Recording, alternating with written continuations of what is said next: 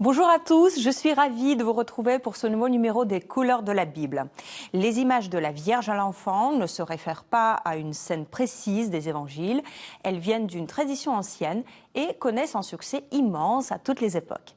Je vous propose aujourd'hui de découvrir ensemble 2 tableaux vénitiens pour comprendre leurs symboles cachés et surtout comparer leurs univers. La première Vierge à l'enfant est peinte vers 1480 par Carlo Crivelli, comme nous le précise un morceau de papier peint en trompe-l'œil sur le parapet du premier plan. Un immense concombre pousse sur la même branche que des pommes, suspendu en feston derrière Marie. Une mouche, elle aussi gigantesque, apparaît au premier plan à gauche. Le Christ la regarde en baissant la tête. Que signifient ces éléments incongrus dans un tableau de dévotion ?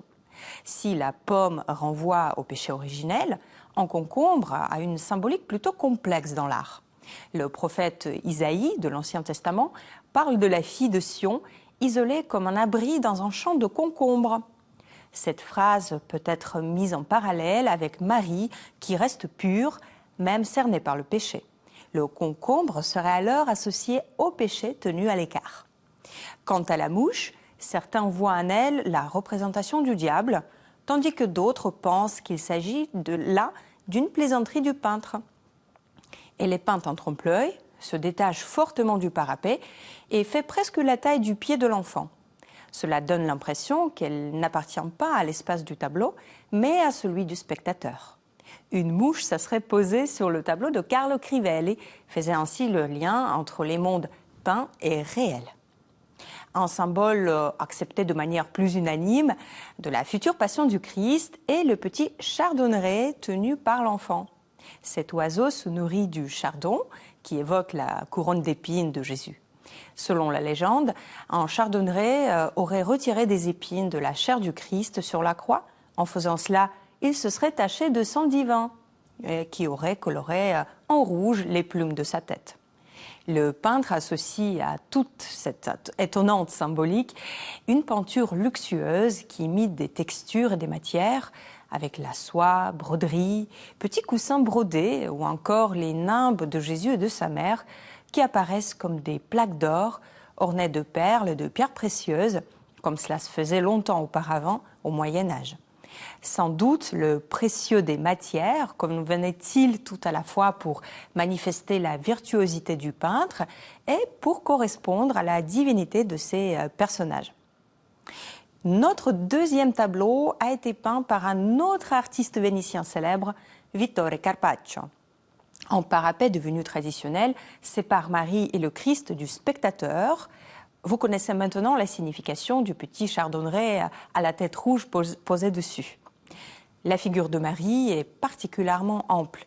Avec son large manteau bleu au revers doré soyeux, elle se dresse telle une pyramide sur le fond d'un vaste paysage. Le Christ est représenté plein d'humanité. Un peu distrait comme tous les enfants, il tient le manteau de sa mère d'une main et fait un geste de bénédiction de l'autre en regardant vers l'extérieur du tableau. Des animaux apparaissent dans le paysage.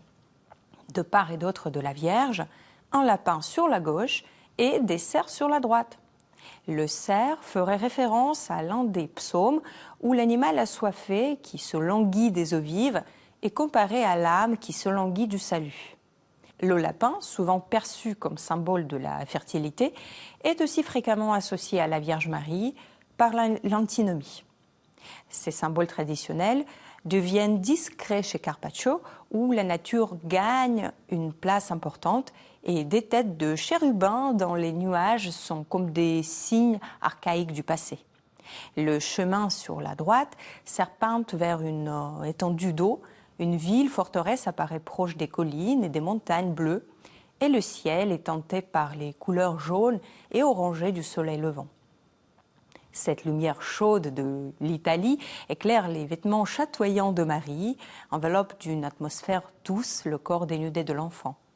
Le tableau respire la sérénité. Alors, entre la Vierge à l'enfant étonnante et raffinée de Carlo Crivelli et celle plus poétique et douce de Vittore Carpaccio, laquelle préférez-vous ? Je vous remercie de nous avoir suivis aujourd'hui. N'hésitez pas à partager cette émission à partir du site ktotv.com ou à partir des réseaux sociaux et je vous retrouve la semaine prochaine.